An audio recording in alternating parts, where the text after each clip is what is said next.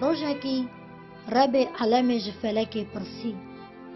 گو اوا چند هزاران ساله در روح انسان جدستینی نوا حقا وقت دا ته چه عجیب دیدنه که ناین بیش کرن فلکی گو از روژکی ضعف کنیم روژکی گله گریم روژکی جی به حساف ترسیم رب علم گوتی او هر سه عجیب چنه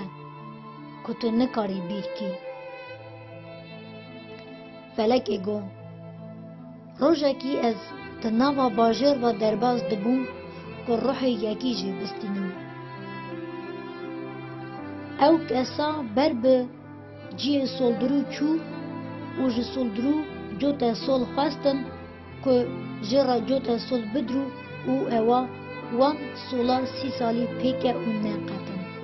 از کنیم جبر داخوازیاوی که از حاتم روحی ویجی بستینم او دعوه 30 سالی دکن از گریم هنگه وقتا از دچوم روحی کلفته که حمله جی بستینم برف باگر بو او کلفتا بخید بر بمالا باوی خود چو و دناوا وی برفه دا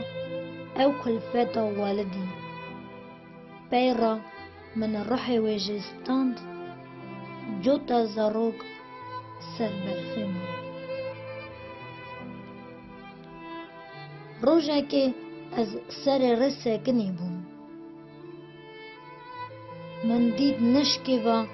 دسیار بر من را وک بای ببلوس که هاتن درباس بوم از به حساف ترسیان من خبر کبره کی و شارت رب علم گوته تو فلکی تو جه چه دترسی فلکی گو او هر دسیار جوتا کره وی کلفته بون او من برف بگره دا روحی وی جست